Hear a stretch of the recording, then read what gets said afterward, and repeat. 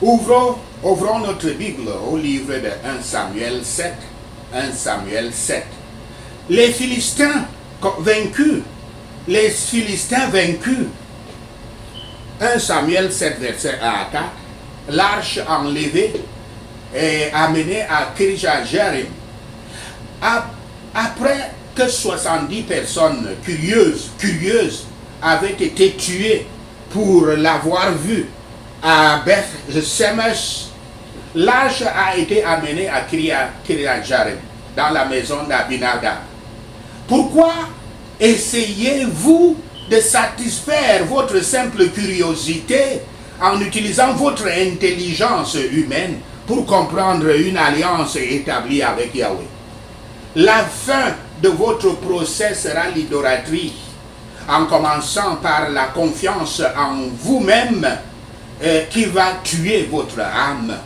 Samuel est étrangement absent des récits dans les chapitres 4 et 6, mais pendant que l'arche est mise de côté pendant deux décennies, Samuel est une partie essentielle du renouveau spirituel d'Israël.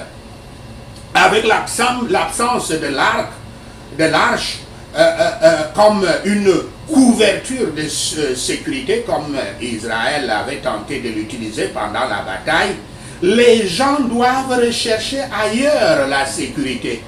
Yahweh trouvera un lieu de repos pour son arche, qui est le Christ, la nouvelle alliance, le nouveau témoignage, le Nouveau Testament. Si certains repoussent Yahweh de leur cœur, d'autres seront enclins à recevoir son arche.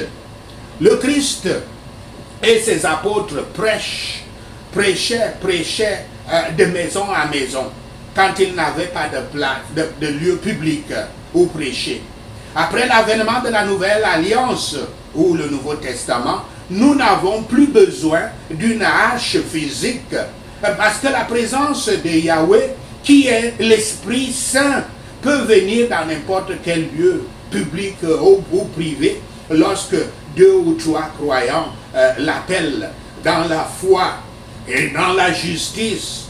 Car le Christ dit, et je cite, « Là où 2 ou 3 sont assemblés à mon nom, je suis là au milieu d'eux. » Fin de citation, c'est en Matthieu 18, verset 20. Ainsi, pendant 22 longues années, les Israélites n'étaient pas revenus à Yahweh. Comme leur père qui errait, traversant de nombreuses tribulations dans l'errance du désert, juste parce que ces Israélites étaient raides, c'est-à-dire qu'ils ne parvenaient pas à se courber pour s'humilier devant Dieu. Raide, ça traduit les gens qui sont gonflés d'orgueil et d'arrogance. Juste parce qu'ils étaient raides et ne se soumettaient pas à Dieu, ne s'humiliaient pas devant Yahweh et n'obéissaient pas aux ordres de Dieu. Ces Israélites restèrent dans ce qui était leur terre promise pendant 22 ans, sous la servitude des Philistins incirconcis, et même plus que ça, ils se sont restés dans cet esclavage pendant longtemps. S'il vous plaît, quand on parle des Philistins ici, voyez votre propre cas. Où est-ce que dans votre vie vous êtes prisonnier, vous êtes en esclavage entre les mains de Satan? Est-ce vous esclave du Dieu de ce monde capitaliste qui s'appelle Mammon, qui s'appelle l'argent, qui s'appelle les richesses matérielles? Beaucoup d'entre nous sont esclaves de ce Dieu qu'ils recherchent chaque jour, qu'ils se réveillent. Votre idole, c'est cette chose qu'il y a dans votre esprit, que quand vous vous réveillez, vous ne pouvez pas vous passer de cette chose-là. Certains sont dans la boisson, dans les drogues, d'autres sont même dans la nourriture, d'autres sont dans la recherche du sexe. Ça, ce sont leurs idoles. Et quand ils sont aussi dépendants et ont une telle addiction de ces choses, c'est ça l'esclavage, c'est ça l'Égypte, C'est ça votre Babylone, c'est ça vos Philistins qui vous tiennent en esclavage. Nous devons supposer que pendant ces 22 longues années, le jeune Samuel, prêtre de Silo et juge, leur avait dit ce qu'il fallait faire devant Yahweh pour être libérés des mains des Philistins. Ils avaient certainement toujours rejeté son avertissement en raison de son jeune âge. Ainsi, 20 ans se sont écoulés avant que la maison d'Israël ne s'inquiète du manque d'argent. Pendant ce temps, le prophète Samuel avait utilisé son... le prophète Samuel avait travaillé pour lancer la vraie foi en Yahweh. Dans 1 Samuel, au verset 5, les quelques mots utilisés par les Israélites sont très expressifs. Je cite, « Nous avons péché contre notre Seigneur. Nous avons péché contre Yahweh. » Fin de citation. Ce fut l'une des plus vives révolutions de la foi en Yahweh qui ait eu lieu en Israël. 1 Samuel 7, verset 5 à 6, les Israélites se répandent solennellement. Israël se rassemble avec Samuel à Mispa, où Samuel promet de prier Yahweh en leur nom pendant que le peuple jeûne. Pendant qu'ils sont là, les Philistins se préparent à attaquer parce qu'ils ne voulaient pas entendre que les gens qu'ils dominaient sont en train de se regrouper. Et quand ils se regroupent comme ça, pour eux, c'est un signe qu'ils vont se révolter. Samuel offre un holocauste à Yahweh et demande sa délivrance. L'holocauste, ce sont les fumées qui montent à Dieu et qui ont une odeur plaisante à Dieu. Ça, ce sont les prières, vos prières et vos louanges qui montent à Dieu. Les holocaustes sont le symbole. Les holocaustes de l'Ancien Testament sont le symbole de vos prières et de vos louanges qui doivent monter à Dieu. Et vous devez toujours ouvrir ces holocaustes au moins 2 fois par jour. Les Israélites se sont repentis solennellement. Israël a tiré de l'eau et l'a versé devant le Seigneur. Ça, c'est surtout, il faut imaginer ça, qu'ils prennent de l'eau et ils versent partout sur la cour. Ça veut dire qu'ils étaient là, ils se roulaient dans la boue pour bien montrer à Dieu qu'ils sont décidés, qu'ils sont sérieux, en se roulant dans la boue pour montrer à Dieu qu'ils s'humilient. Ils l'ont fait symboliquement pour signifier leur humiliation et leur peine pour les péchés, qu'ils ressentent la peine et qu'ils sont repentants. Ils répandent leur cœur, un autre symbole, ils répandent leur cœur en se repentant devant Yahweh. Ils sont libres, ils sont sincères dans leur confession, car ils ont gêné et ils ont prié en se concentrant dans leur résolution de leur éloigner tous leurs actes erronés. Ils ont fait une confession publique en disant « Nous avons péché contre Yahweh », donnant ainsi gloire à Dieu et honte à eux-mêmes, aux démons et au diable qui les manipulait. C'est très important, quand vous humiliez devant Dieu, vous êtes en train de faire honte à Satan. Satan, lui, c'est le chef des orgueilleux. C'est le chef des rebelles, c'est le chef des arrogants. Donc quand vous changez brusquement, et ça c'est très important pour votre vie spirituelle, quand vous changez et vous brisez l'orgueil, vous brisez le moi en vous, l'ego et consort, et que vous vous humiliez devant Dieu comme ces Israélites, qu'ils versent même l'eau sur le sol et puis se roulent dans la boue. Quand vous êtes comme ça devant Dieu, Satan est furieux. Satan est furieux. Eux, ils voudraient que vous restiez là dans l'orgueil en disant je suis le plus fort, je peux faire ça moi-même. Parce qu'il sait avec ça que vous vous coupez de Dieu et vous êtes faible. Il peut donc vous mettre dans son esclavage. Si nous confessons ainsi nos péchés, nous trouverons que notre Dieu est fidèle et juste pour nous pardonner nos péchés. 1 Samuel 7, verset 7 à 12, le Seigneur déconcerte les Philistins. Les Philistins envahirent donc Israël. Ils attaquèrent, ils attaquent. Lorsque les pécheurs, notez ceci, lorsque les pécheurs commencent à se repentir et à se reformer, ils doivent s'attendre à ce que Satan rassemble toutes ses forces contre eux et mette ses instruments de travail au maximum et pour les opposer et les décourager. Satan ne voudrait jamais que quelqu'un parte de ses mains pour aller à Yahweh. Il va tout faire pour vous empêcher. Donc il va vous attaquer généralement dans vos tentations. Il va vous tenter davantage. Si vous étiez dans la dépendance, dans l'addiction de ce qu'il t'a donné, vous êtes dépendant en cela, il va augmenter votre désir de ce qu'il vous a donné. Disons que c'est l'alcool. Il va augmenter votre désir d'alcool de façon que vous ne pouvez même pas résister. C'est ça, Satan. Parce qu'il sait que dès que vous sortez de votre esclavage de l'alcool, vous êtes entre les mains de Dieu. Parce qu'il n'y a pas de chemin au milieu. Il n'y a pas de milieu. Comme certains croient qu'ils peuvent avoir un pied chez Satan, avoir un pied à Dieu. Ça n'existe pas. Ou bien vous êtes à Dieu, ou vous êtes entre les mains de Satan. Les Israélites supplient sincèrement Samuel de prier pour eux.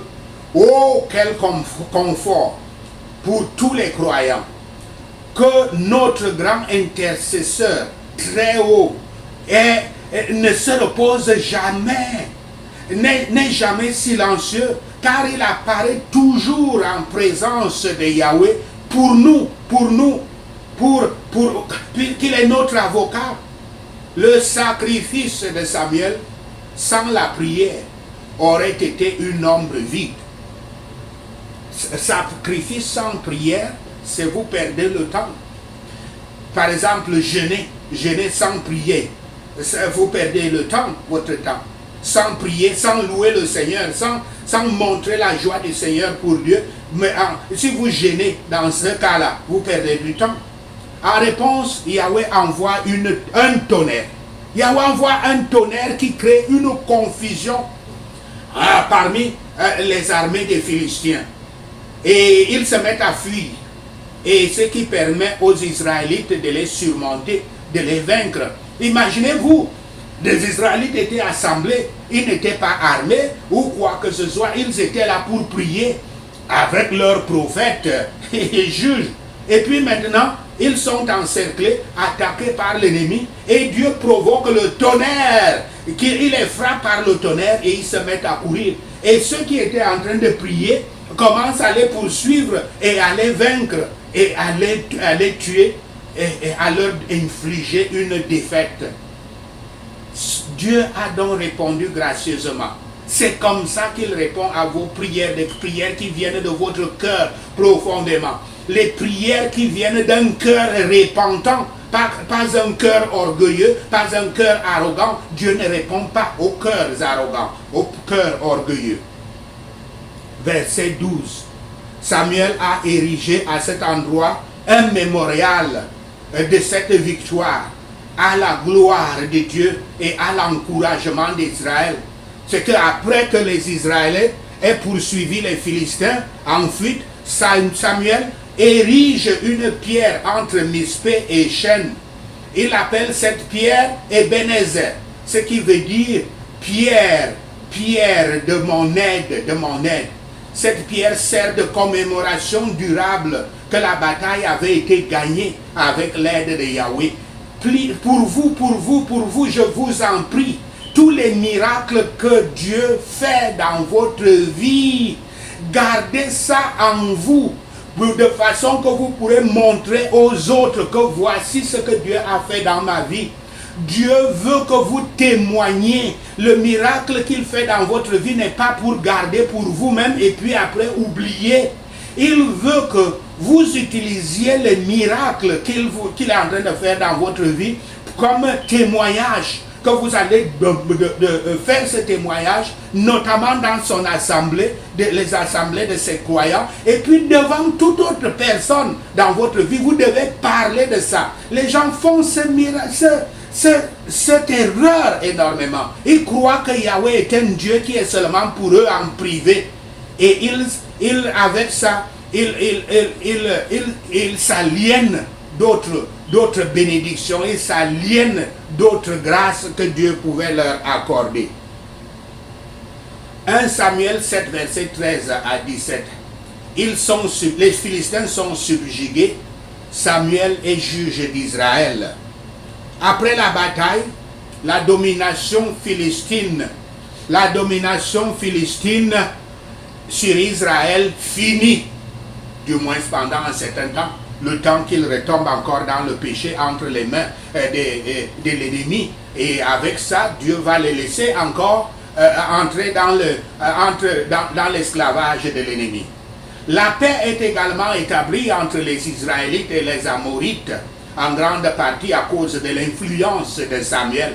Les hommes de Dieu sont importants. Les hommes de Dieu sérieusement croyants sont importants pour vous aider dans votre relation avec Dieu.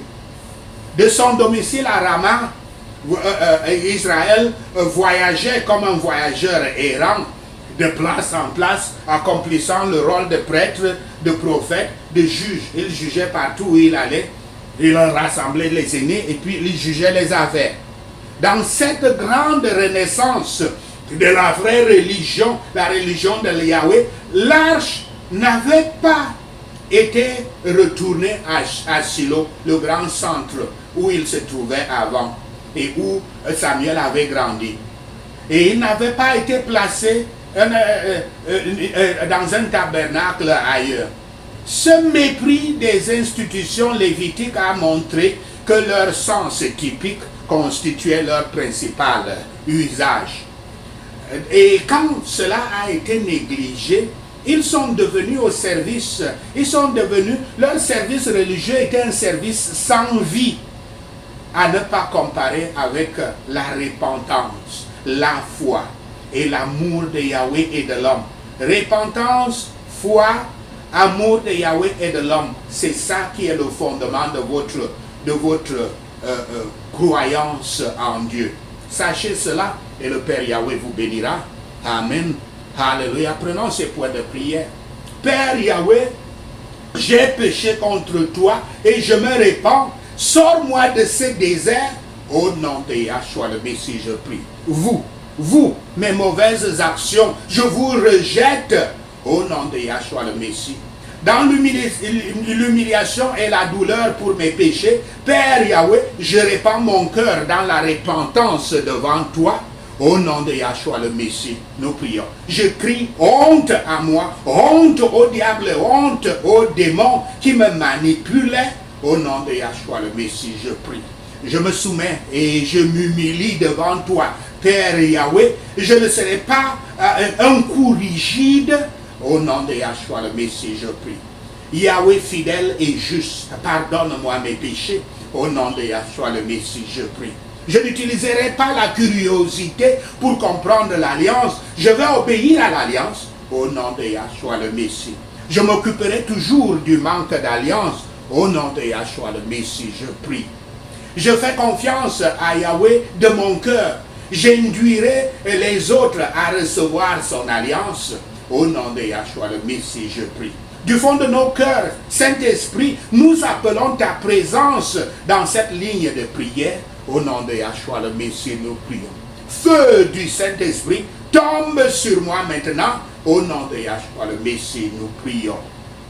Seigneur Yahshua, viens dans ma vie par le feu, brise toutes les idoles et expulse tous les ennemis. Au nom de Yahshua le Messie, je prie. Je me libère de toute servitude héritée. Au nom de Yahshua le Messie, Père Yahweh, envoie ta hache de feu dans le fondement de ma vie et détruis toutes les mauvaises plantations. Au nom de Yahshua le Messie, nous prions. Tout dépôt satanique héréditaire dans ma vie, je vous chasse de mon système. Au nom de Yahshua le Messie, tout problème transféré dans ma vie depuis le ventre Père Yahweh, libère-moi de leur emprise. Au nom de Yahshua le Messie, nous prions. Seigneur Yahshua, et sang de Yahshua et feu du Saint-Esprit, nettoyez tous les organes de mon corps. Au nom de Yahshua le Messie, nous prions. Toute alliance maléfique, héritée ou contractée, je te brise et me libère de toi. Au nom de Yahshua le Messie, nous prions. Toute malédiction, héritée ou contrainte, je te brise et me libère de toi. Merci Seigneur. Au nom de Yahshua le Messie, nous prions. Toute consommation maléfique avec laquelle j'ai été nourri, je te vomis maintenant. Au nom de Yahshua le Messie. Toute personne de ma fondation attachée à ma vie pour le mal, Père Yahweh, paralyse-la. Au nom de Yahshua le Messie, nous prions. Bâton des méchants s'élevant contre ma vie familiale, Père Yahweh, rends-les impuissants pour moi. Au nom de Yahshua le Messie, nous prions. Toute conséquence de tout nom local méchant attaché à ma personne, Père Yahweh, annule-les. Au nom de Yahshua le Messie.